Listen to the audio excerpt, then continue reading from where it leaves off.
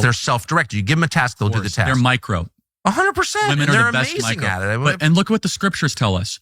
And this is a very interesting thing. What did God say? He said, it's not good for man to be alone. Exactly. But he wasn't alone. He had God.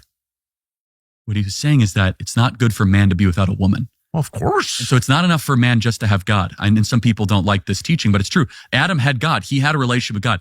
Man, if you look at almost every third world country where men don't feel that they are able to have economic prosperity or any romantic future, you get either revolution, gang violence, or complete disconnect. Or suicide. Which is what we have, right? So it's the most suicidal generation in history. Now, I don't want to paint like a totally negative picture, because there is one really good trend, and it's not because of baby boomers, and it's not because of our leaders.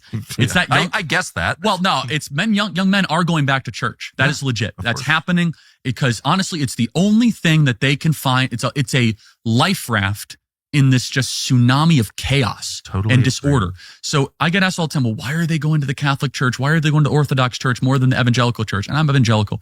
I'll say, well, first of all, they want something that has lasted. They want something that is ancient and that is beautiful, something that has stood the test of time, something that's not going to change, something that's all of a sudden not going to all of a sudden just flip around and have some sort of, transgender story hour. So that's a really positive trend in the midst of all this.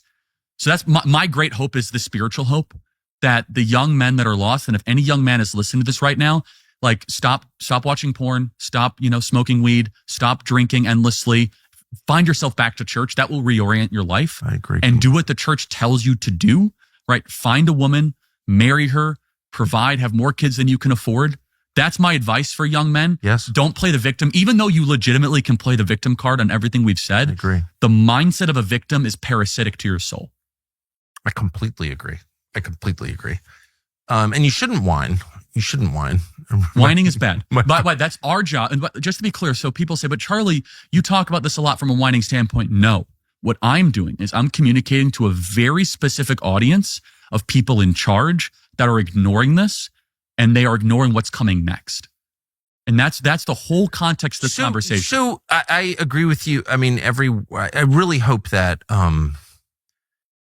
that people are listening to you, people in charge. Thank you. I mean, the president does, to his great credit. It seems obvious that everything you've said is true. And I just want to say for the 9th time, I really hope members of Congress will listen to what you're saying.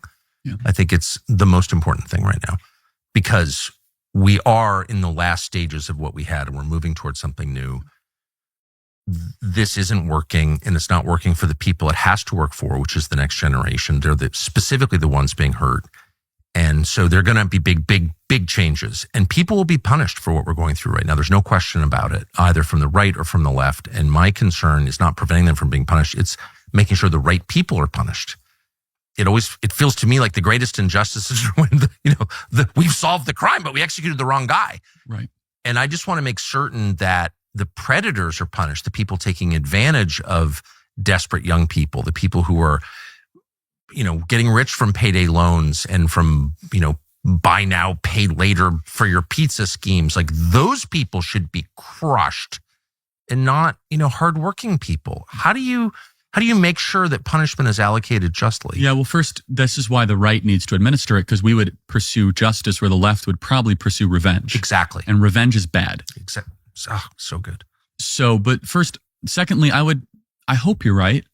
I hope that the people that are doing bad here, which is plenty, will be held accountable.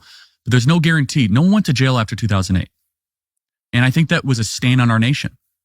I mean, I remember my family having to metaphorically and literally downsize after the 2008 financial crisis. I mean, that was a real turning point, if you will. I had to sell my house. Yeah, and we didn't, praise God, but I remember we didn't go out to eat for 6 months. It was a real trimming.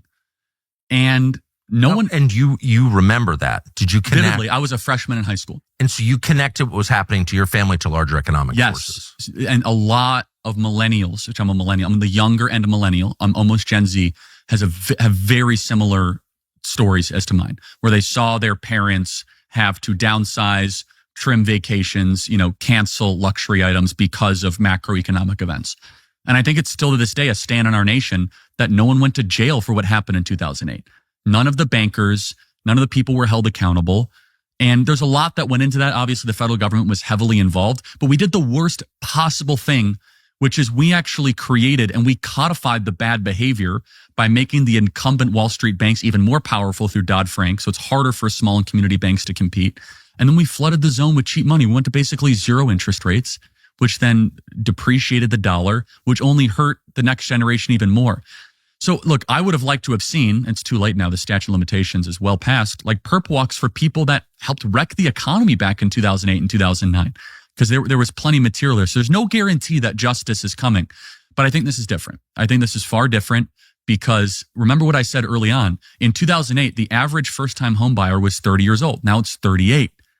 In 2008, you could have bought Apple stock for $6, $8. Now it's like $180 to $200 a share or something. I mean, asset prices have ballooned so dramatically, and young people are so priced out of the entry point, let alone the completion point of the American dream, that I think you're right that there will either be, this could be two ways. This will be a sloppy way to say it, but it can either be a storming of the Bastille or Nuremberg. And Nuremberg is like orderly, and at least there's some sort of justice component. With a Soviet judge in charge. Well, sure. I mean, sorry, I couldn't. It's not a perfect example, but the guy who did the Stalin show trials, you put him in charge. Yeah, it's not perfect, but at least there was a pageantry to it that we're trying to pursue justice. I don't want revolution. My whole temperament is anti-revolution. And so. No, that's such a smart point. Any legal proceeding is flawed. I don't think you should put a Soviet judge in charge, but I think any judge is just a man or person, and you're not going to get absolute justice in this life. That is absolutely right. But it needs to be I think that's the key point. It needs to be orderly. Yes. And sensible and explain to the public there's a reason for this. So another one is, again, one that we haven't even touched on is, are we ever, I think Trump is actually doing a great job of this, holding these colleges accountable, but is someone going to finally have to be on the hook for the amount of student loan debt this generation has? Can we seize and raid the endowments? These colleges are hedge funds with schools attached. Exactly. They're growing their endowments by hundreds % and their enrollment by like 3 to 4%. So their endowment is exploding and their enrollments are barely exploding, not to mention all the other problems embedded there. It's the medieval church. It needs reform. Yeah. And so I'm not here presenting all the solutions. Smarter people than me can kind of come through with a buffet line of solutions. My biggest contention is, why is no one even admitting this is a problem? Right. And that's what's so bizarre. What is that? So we began on that question. I don't know the answer. What's your guess? And again, I'm not doing one of those things where I ask the question, it's not rhetorically. I have guesses, the first of which is that it's so bad they're just ignoring it. And right. I really think that's part of it, which is that Congress is so filled with septuagenarians and octogenarians that it's so distant from their purview. They're way too concerned to send more money to Ukraine or whatever their primary priority is, that kind of representing the next generation. They're like, oh, those kids will kind of sort their way out. We had it tough too, which they didn't compared to what this generation has to go through.